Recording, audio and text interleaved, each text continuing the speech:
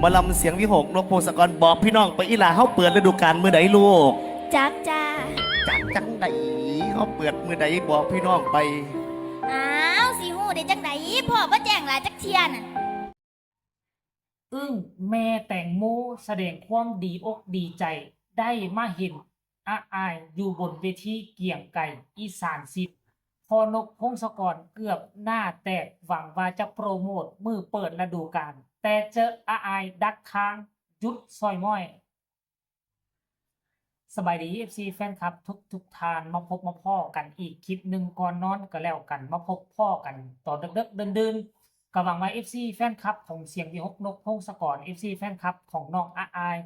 คงจะยังบ่หลับบ่นอนกันเนาะทานผู้ชมเนาะบางคนก็หลับก็นอนแต่ยังอีกจำพวกหนึ่งก็คือกลุ่มที่เฮ็ดเวียกตอนกลางค่ำกลางคืนก็สามารถทักทายสบายดีกันมาได้เด้อบ่ว่าจะเป็นรบพ.บ่ว่าจะเป็นคนที่เฮ็ดเวียกกะกลางคืนโรงจักรโรงงานอยู่โรงหอกโรงแฮมก็ทักทายสบายดีกันมาทางใต้คอมเมนต์ก็แล้วกันทุกคนมื้อวานนี้มีหลายสิ่งหลายอย่างที่เกิดขึ้นเกี่ยวกับน้องอาอายสกุลนพรลูกสาวของบอสนกพงศกรไปรับเชิญปิดฤดูกาลโอ้ก็เฮ็ดให้กลายเป็นกระแสฮือฮาดังทั่วโลกโซเชียลท่านผู้ชมหลายมุมหลายมอง FC แฟนคลับหลายท่านที่ถ่ายทอดออกมาให้พวกเราเห็นบ่ว่าจะเป็นทางวิดีโอหรือว่าทางรูปภาพก็ดีแต่ว่ามันมีคลิปหนึ่งท่านผู้ชมค่อยได้ไปเห็นแล้วค่อยก็รู้สึกตื่นเต้นไปตามๆกันเพิ่นมีชื่อว่าแม่แตงโมน้องอาอายก็เอิ้นว่าแม่แตงโมว่าซั่นเพิ่นตามไปหาอาอายถึงหน้าเวทีของเกียงไก่อีสานศิลป์นะพวกเจ้าเอ้ยเพิ่นไปแล้วเพิ่นก็ได้ถ่ายคลิปป๋อเพิ่นตื่นเต้นอีหลีอีหลอเพิ่นบอกว่าอาอายคือน่ารักหลายอาอายมีความสามารถอาอายเก่งหลายว่าซั่นเพิ่นชื่นชมแล้วเพิ่นก็กำเงินเอาเงินนี่กำหนึ่งพุ่นน่ะเงินทริปหน้าเวทีน่ะท่านผู้ชมหลายร้อยบาทเลยแหละเอาไปมอบให้อาอายนอกจากจะให้อาอายแล้วเพิ่นก็ยังมอบให้บอสนกพงศกรมอบให้กับผู้ช่วยซึ่งผู้ช่วยอยู่บนเวทีมื้อวานนี่น่ะจะบ่แม่นผู้ช่วยปกติของอาอายเนาะจะเป็นอีกคนหนึ่งเพิ่นชื่อว่าจั่งใดเฮาก็รู้จักกันดีคนนี้น่ะเป็นทั้งแดนเซอร์เป็นทั้งตัวตลกแสดงอยู่บนเวทีของเสียงวีหกเพิ่นชื่ออิหยังค่อยจำบ่ได้ทุกคนต้องขออภัยเด้อใครเป็น FC อาอายก็สามารถทักทายมาบอกกันได้ท่านผู้ชม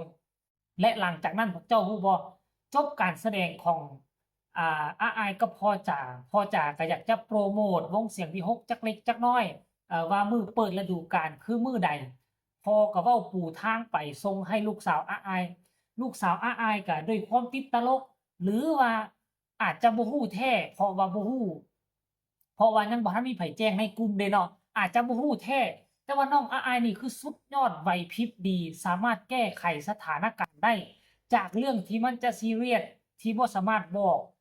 วันเปิดฤดูกาลได้กลายเป็นเรื่องตลกขบขันเฮ็ดให้ FC แฟนคลับหัวแตกกันวึ่นๆท่านผู้ชมเอ้ยเนาะรายละเอียดให้ทุกคนไปชมคลิปเหล่านี้ซะก่อนแล้วจังมาพ้อกันในช่วงต่อไปก็แล้วกันทุกคนเชิญเลย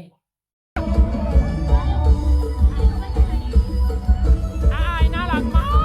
ก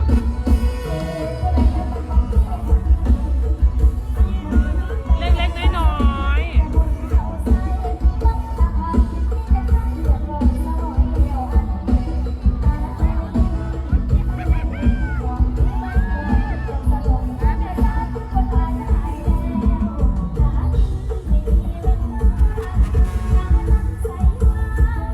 น่ารักมากลูกสาวน้องอายลูกสาวน่ารักมาก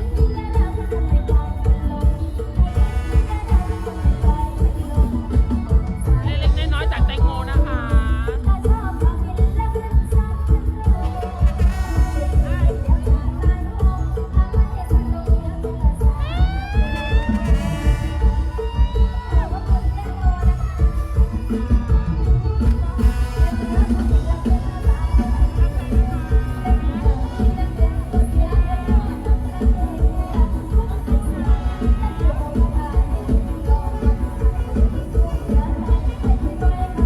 ไปบอกคักเด้อ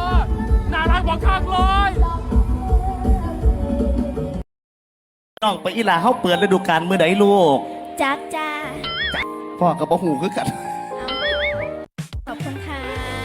อเวลาบอกพี่น้อง1 นาทีให้อีหลาบอกกับพี่กับน้องครับ ค่ะ สวัสดีค่ะ น้องอาอายสกุณาพรหมอลำเสียงวีหกค่ะค่ะอีหลากะขอกราบขอบพระคุณความหาความแพงจากพี่น้องสุขุมสุคนนะคะ ขอบพระคุณรางวัลน้ำใจด้านหน้าเวทีด้วยนะคะ ขอบคุณกำลังใจจากพี่น้องหลายๆนะคะเด้อขอบคุณ ค ค่ะ รับผมขอบคุณหลายๆความหักความแพงความหักความเมตตาจากพี่จากน้อง ทั่วประเทศครับที่การสนับสนุนน้องอ้ายสกุณาพรหมอลำเสียงวีหกพร้อมกับหมอลำเคียงใจอีสานศิลป์ในค่ำคืนนี้ด้วยนะครับ ขอประชาสัมพันธ์กับผมเปิดฤดูกาลหมอลำเสียงวีหกนกโพสกรบอกพี่น้องไปอีหลาเฮาเปิดฤดูกาลมื้อใดลูก จักจ้า จากจังใดเฮาเปิดมื้อใดบอกพี่น้องไป อ้าวสีหูได้จังไดพ่อบ่แจ้งหลายจักเทียน่ะเปิดมือได้ก็บ่แจ้งคนจักเทียไผสิไปหูล่ะ ตาสันลูกพ่อกับบ่หูคือกัน พ่อเป็นหัวหน้าวงจังไดจังหูจักหมด พ่อเป็นหัวหน้าวงซื่อๆแต่ว่าพ่อบ่ได้เป็นผู้หามือเปิดวงไม่ใช่หนูหนาแหล่อยุใส่แหละเป็นผู้เปิด ครับฝากบอสหนูในเด้อครับถ้าเทียเรายังไปสูตรมุมใดกับเบิ้งเอาเล่าในเด้อคือว่าเป็นลูกเป็นเต่าพี่น้องชุ่มแพ้กันแล้วกันครับอีลา จ้า บัดนี้เฮาทรงถ่ายพี่น้องมวลเซินกับคอนเสิร์ตช่วงท้ายของรายการหมอลำเกลียงไก่อีสานศิลป์พ่อกับอีลาน้องอาอายได้กับพ่อนกโพสกรได้เห็นอยู่หน้าหันขอถ่ายรูปเด้อพี่น้องเด้อขอบคุณมากครับ ขอบคุณค่ะ นี่นะท่านผู้ชม FC แฟนคลับ คือเวลาที่อาอายก็พอจะอยู่น้ำกันนี่จะเข้าขากันดี ถึงมันว่าข้อมูลน้องอาจจะบ่ฮู้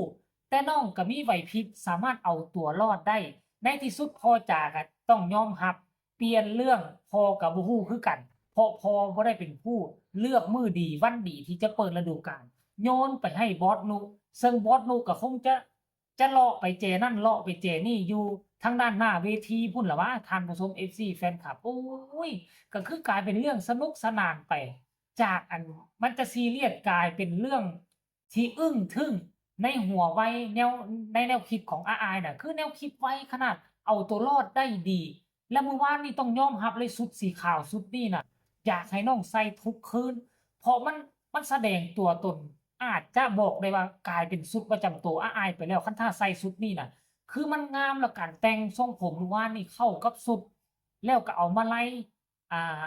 มาไล่ที่พ่อแม่เอาไปให้ไปห้อยใส่คอน่ะคือมันเข้ากันเป๊ะเป๊ะเป๊ะจนเฮ็ดให้แม่แตงโมหลงไหลไปกับการแต่งตนแต่งตัวกับอาอายเมื่อวานนี่น่ะคือแม่แตงโมคือหลงไหลอีหลีมันบ่แม่นฮักเลยคือการหลงไหลเลยท่านผู้ชมไผได้เห็นก็คงจะเห็นแล้วแหละหรือว่าไผบ่ทันเห็นก็เบิ่งอีกรอบก็ได้หรือจะไปเบิ่งคลิปเต็มอยู่ในช่องของเสียงพี่ฮกก็ดีท่านผู้ชม FC แฟนคลับเนาะเอาสำหรับคลิปนี้ก็ก่อนนอนเป็นคลิปสุดท้ายฝากพ่อๆแม่ๆ FC แฟนคลับผู้ใดเห็นแล้วก็ให้กดไลค์กดแชร์ไปแหน่คันพวกเจ้าบ่กดไลค์กดแชร์ไปก็ซ้ำพวกเจ้าบ่สนับสนุนอาอายได้กดไลค์กดแชร์ไปยิ่งกดไลค์หลายส่ำใดยิ่งฐาน FC แฟนคลับของอาอายก็จะหลายขึ้นเพิ่มขึ้นทุกมื้อทุกคลิปนั่นเองเนาะใครมีคำคิดคำเห็นแนวใดก็ส่งข่าวมาได้ทางใต้คอมเมนต์สำหรับคลิปนี้ลาท่านผู้ชมไปก่อนสบายดี